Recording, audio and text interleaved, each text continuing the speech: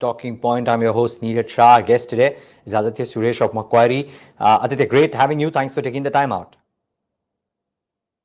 Thanks, Sirish. Thanks for having me. No, the pleasure is ours. Aditya, what's the sense at Macquarie just on the cusp of an earnings season?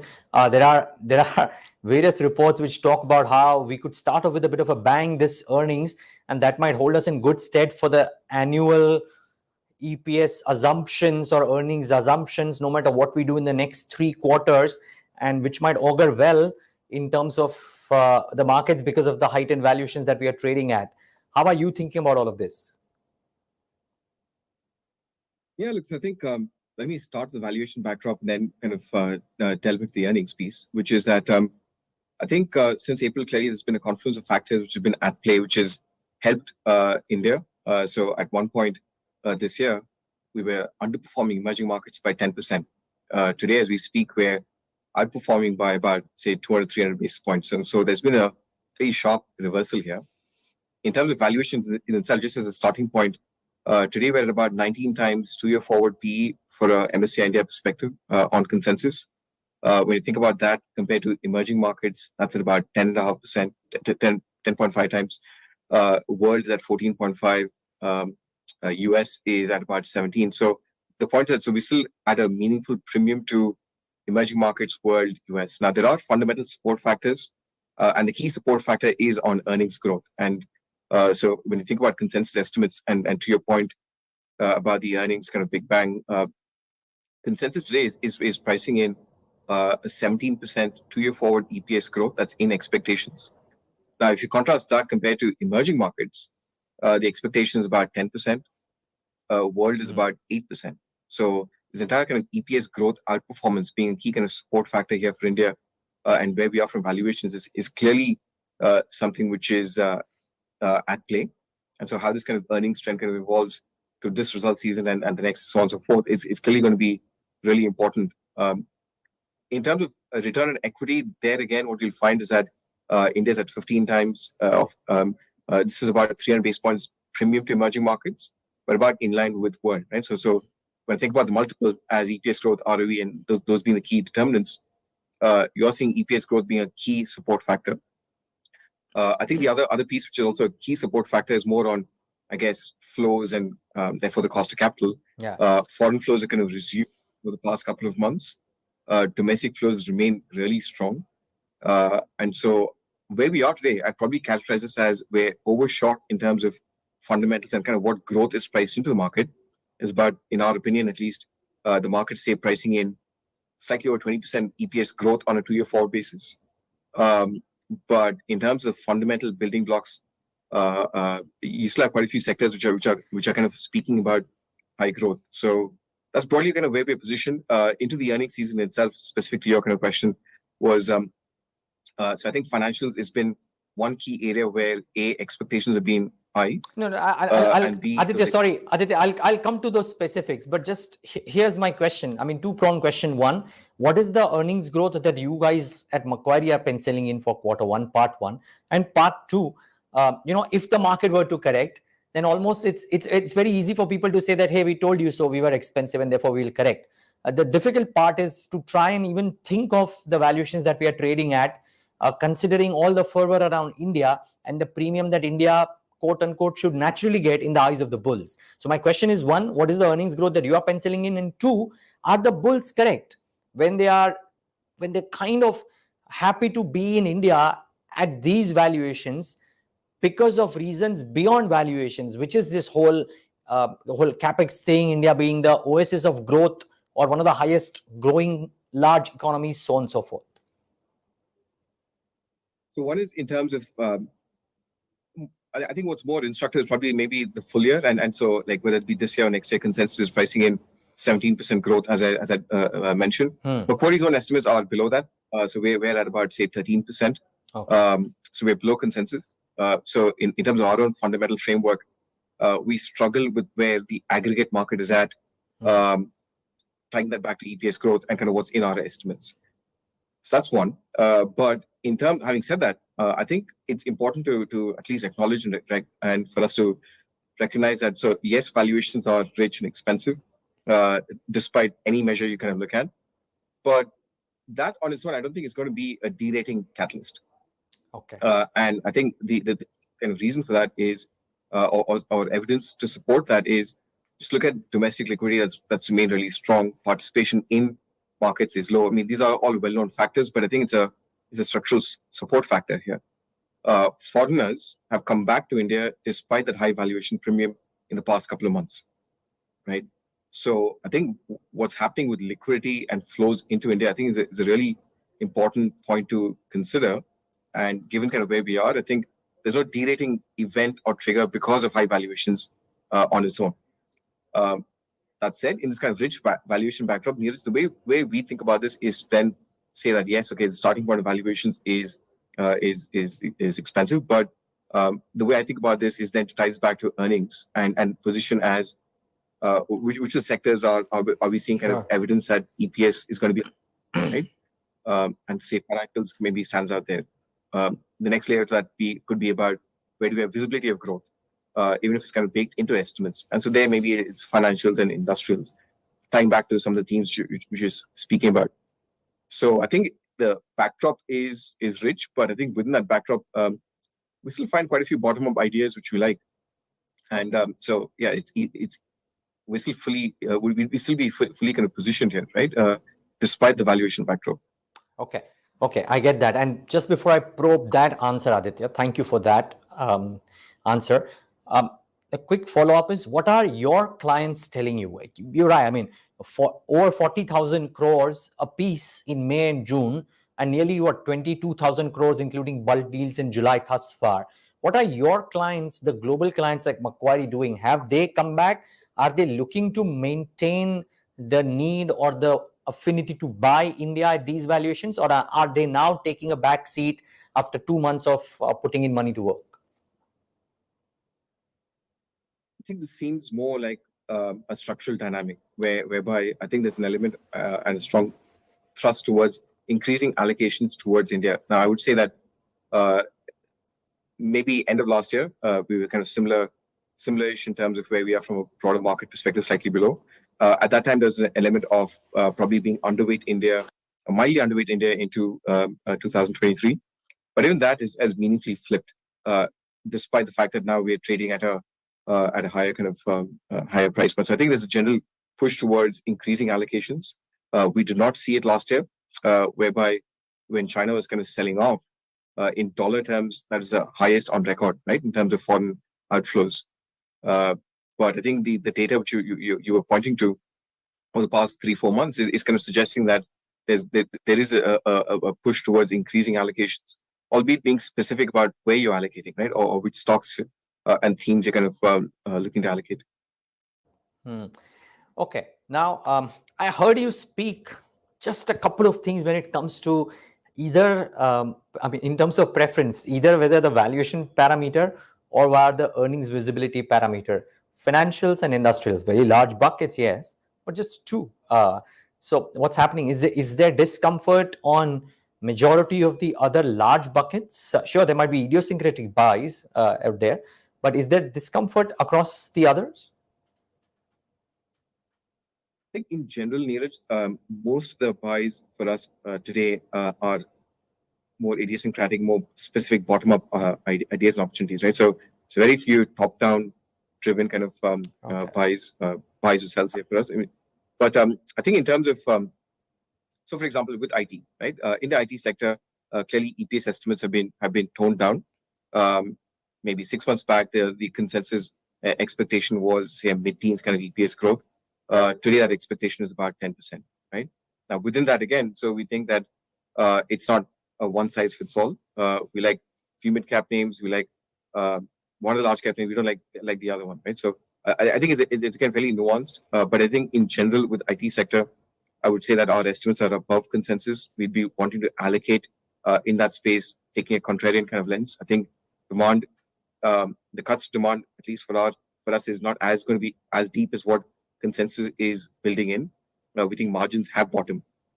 So I think IT for us is more contrarian, but being selective. Financials is an area where I think expectations are high. We still we're feeling comfortable about those expectations. Even on a price to book basis, compared to broader markets, I think there's a potential valuation support as well for a few of the names. Industrials, I think here, 12 months back, 18 months back, far more easy to get bullish and constructive on these names, given what's happening with government capex, and you could see that in the order backlogs being built up. Today, it's more a visibility of growth comment. So it's like if you had to allocate $100, industrial still stands out from a growth perspective, but I think the valuation's kind of caught up.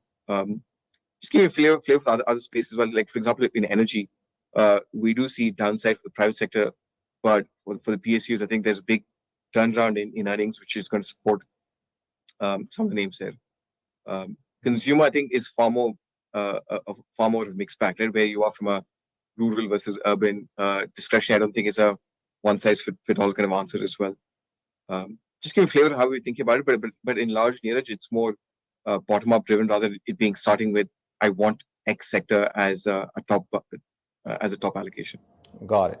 Okay. I mean, since we can't talk individual names and I can't do too much of bottom-up conversation with you, I'll still try and ask you a couple of top-down things which might have a bit of a bottom-up flavor. So I heard you say that you prefer some pockets of mid-cap IT. There is a fair degree of divergence, Aditya, on the ER&D space within IT. The stocks, some of them are trading at punchy valuations.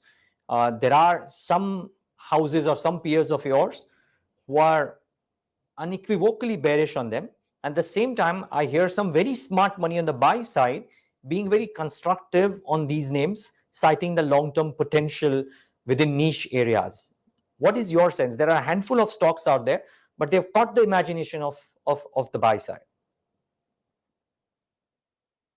We cover a few of the names, not the entire space. Our IT analyst is generally constructive on the space. I think the main theme is about the duration of growth and maybe margins being supportive. So I think again, so this is a space where, are we calling for re-rating of multiples on its own?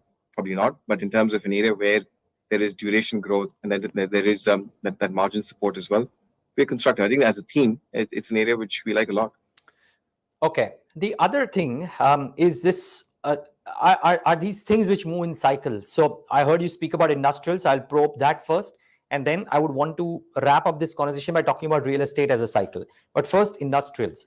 Now, Aditya, most people who are constructive cite what happened in 2003 to 2008 to the EBITDA numbers of some of these capex-driven plays and say that the same could happen.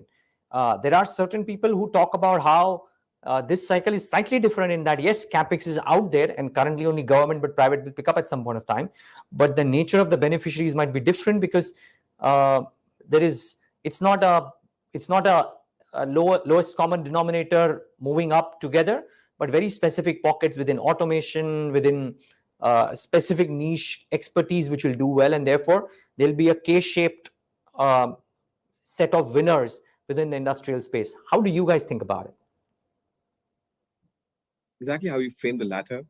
So specific, I think the element of public sector capex is well known. There's been a strong push. The ability of the government to spend has surprised us on the upside. So tax collections have really kind of helped that dynamic, and therefore is spending more and showing up in order backlogs, which are again at record highs. And what's in estimates is again strong execution of those backlogs, and with that you see that margin expansion as well. So I think yes, so 12 months back, 24 months back, probably far easier to call out these certain stocks and as kind of as big winners on a multiple re-rating plus EPS growth. Today we're focusing just on the EPS growth, right? And there is, in our opinion, at least visibility on that growth. Okay, point well taken. The other one is the real estate cycle. And again, people might, 1,000 ways to skin a cat. Some people might choose real estate companies. Some people might choose ancillaries. I would love to understand from where we are right now, because the cycle is run a couple of years. Both ancillaries as well as real estate stocks themselves have gained. From here on, is there chance to make material outsized returns into these pockets? And if so, how would you pick and choose some of the names that you guys may be liking, if at all? Yeah, I think let me just start with one aspect which concerns me, right? Which is that when I think about so RBI publishes this consumer confidence survey every couple of months, and that in that we kind of look at even in urban India, and when you look at the expectations of or how people feeling about income levels, right? It's still really soft, and so broader consumer sentiment in urban, let's say urban mass, is still not as supportive. Okay. Now, having said that, I think that's something which concerns me. That's something which concerns me in terms of like how far are we going to extrapolate this current period of growth here for the real estate sector. But having said that, I think the other in equal measure, what I think is fairly powerful and I think probably offsets the first comment which I made is that I think there's a broader theme about the formalization of the economy and kind of creating jobs and opportunities in more dispersed manner. I think that's fairly powerful mega theme which is at play over multiple years, right? So when you think about like the Ministry of Corporate Affairs publishes data which looks at new business registrations, and it's not just your Mumbai, Delhi, which is kind of seeing activity, right? It's more broad based across sectors and across states, and therefore newer ecosystems are being created. And as those newer ecosystems are created, that kind of spurs demand for kind of real estate and kind of ancillary services as well. So I think that is a theme which is really constructive. I think that has legs to go. So within that broader backdrop, so I think there's an element of we'd still kind of pick the consolidation winners in the space. That's kind of probably how we think about it. Okay. Before we wrap up, Aditya, anything? I've asked you a lot of things on my own. Is there something that you've a data point that you may have come across or something that you guys have researched which has truly stood out for you? It may have equity implications or economic implications as the case may be, but is there something that has really stood out for you in the last 5-10 days or 15 days that you can share with us, something to take note of? So more than the past 5-10 days, the one data point which I think it's still kind of, or one analysis which you've done, which kind of stands out for me is that, and we've published on this more recently as well, which is that when you kind of look at broader markets, right, and we keep getting caught up with PE re-rating, de-rating on a short-term basis, like a 6 months, 12 months. But I think that the broader theme is that if you plot 2-year forward EPS versus the index, the regression for that is like almost 1 over a really long period of time, right? So what I'm trying to get at is to the extent we just follow through on that forward earnings story, that in itself I think has meaningful implications for where we go from a market's perspective. More recent data, again, from a flow perspective, is that I just remain fascinated by the fact that SIP flows annualized is tracking above $20 billion, right? And to put that in perspective, last year you saw $17 billion worth of net foreign selling, right? So one slice, which is really, really small several years back, is now fully offsetting what we saw as outflows from foreigners. And I think that's just a theme which fascinates me. It's something which still has legs to go. Participation in a broader sense is still low. And so that's a fairly key support factor here from a structural basis for India. Let me ask you, Aditya, then. Sorry, I'm extending this appointment by a little bit, but despite, let's say, 2 or 3 funds stopping their inflows into small cap schemes, the data from AMFI that came out yesterday talks about how the largest delta or the largest increase was in the small cap funds. Now, my question is there therefore a meaningful reason to not be too scared of good companies which are not large cap in nature? I think the way you framed it is correct, right? So I tend not to think about large cap, small cap in the sense of pure market cap, but I think in the small cap space, you have more private companies, right? Compared to a typical kind of large cap construction of, let's say, Nifty 50 so on. And B is, you do have high quality small cap companies as well who are kind of leaders in that space. And so I wouldn't get too caught up with just the tag of small cap and large cap.